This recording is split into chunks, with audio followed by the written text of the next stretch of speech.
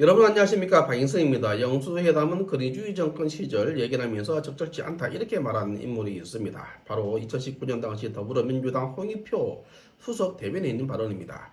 당시 자유한국당 황교안 대표가 문재인 대통령과 회담을 언급한 것과 관련해서 한 발언이었습니다. 이재명 더불어민주당 대표는 윤석열 대통령과의 만남을 두고 줄곧 영수회담이라는 표현을 써왔습니다. 위에서 말씀드린 홍익표 전 수석 대변인 발언에 비춰보면 내로남불이 아닐 수 없습니다. 또 이재명 대표의 영수회담 발언은 이재명 자신을 스스로 격상시키는 느낌을 지울 수가 없습니다. 급이 다르기 때문입니다. 과대망상이다 싶은데 이렇게 말하면 명예훼손에 해당하기 때문에 하지 않겠습니다. 특히 재판을 받고 있는 피의자 신분인 자가 할 말은 아닌 것 같은데 말입니다. 예를 들어 보겠습니다. 가령 강도대 일당이 인질극을 벌이고 있다고 가정합시다. 인질을 구출하기 위해 경찰 특공대가 출동할 테고 강도대 두목을 설득하기 위해 1대1 만남을 제안한 것을 두고 우리는 영수회담이라고 말하지 않는 것과 같은 이치입니다. 그렇습니다. 영수회담은 잘못된 워딩입니다. 그냥 1대1 회담, 만남 이 정도가 충분합니다. 윤석열 대통령이 이재명과 만나는 것은 검찰이나 재판부에 잘못된 시그널을 줄 수 있다는 생각도 듭니다. 피의자인 이재명에게 면죄부를 주는 신호로 착각할 수 있기 때문입니다. 이재명은 그동안 오배불망 대통령과의 만남을 고대하고 있었습니다. 하지만 윤석열 대통령은 단 한 차례도 눈길을 주지 않았고 만나지 않았습니다. 피의자라는 것이 바로 그 이유였습니다. 위에서 인질이라는 표현을 썼는데 이재명은 이태원 참사, 그리고 최상병 사건, 양평 고속도로 종점 변경 의혹, 명품백 수수 논란, 주가 조작 의혹 등 5가지 의지를 제안했는데 이것을 인질로 비유한 것이니까 오해하지 마시기 바랍니다. 세월호 해상사고를 이용해서 박근혜 대통령을 탄핵시키는 꿀맛을 본 사람들이 바로 민주당과 좌파 세력들입니다. 특검 전국을 만들어 사회 혼란을 야기할 목적이 아니라면 특검을 입에 담을 이유가 없어 보입니다. 위에서 언급한 5가지 의제는 이미 검찰과 공수처에서 수사하고 있기 때문입니다.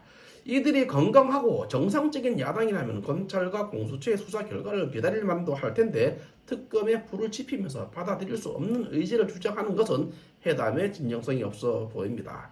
받아들일 수 없는 의제로 국민적 관심을 끌고 촛불을 부추기는 짓은 북한의 선전선동 전술과 달라 보이지 않습니다. 단적인 예를 들어 보겠습니다. 이태원 사고 당시 북한은 민노총에 태진이 추모라는 시위구호 지령을 내린 바 있습니다. 이태원 사고 촛불 집회에서 윤석열 대통령 태진 구호가 나왔습니다. 더불어민주당은 조직적으로 이태원 사고 촛불 집회 참여를 계획했고 이재명 대표는 이태원 사고와 관련하여 숨기려 하지 말라며 진실은 침몰하지 않는다는 얘기를 다시 촛불을 들고 해야 하나라고 했습니다. 북한은 박근혜 대통령 탄핵을 부추긴 사실이 있습니다. 당시 북한 노동당 선전선동부 평양 출판사가 발행한 소책자에서 확인할 수 있습니다. 왜 모르는 척 하는가라는 소책자에서 박근혜가 자발적으로 사퇴하지 않으면 국민의 불복종 운동으로 인하여 결국 거센 탄핵에 직면하게 될 것이다 라고 했고 박근혜 대통령은 탄핵되었습니다.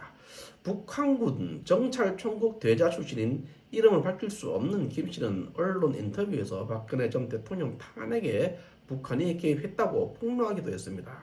김 씨는 북한은 한국의 대선에 개입해 왔다면서 특히 박 전 대통령 탄핵 사태는 북한에 너무 좋은 기회였다고 밝히기도 했습니다. 지난 22일 북한 노동당 기관지 노동신문은 괴뢰 한국에서 윤석열 탄핵 기운 고조라는 제목의 기사에서 남한의 대학에서 윤석열 대통령 탄핵하자는 목소리가 나오고 있다면서 대한민국 윤석열 정부를 비판하는 여론전을 펼치고 있는 상황으로 알려지고 있습니다.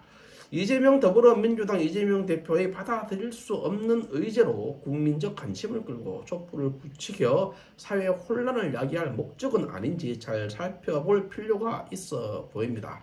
마치겠습니다. 감사합니다.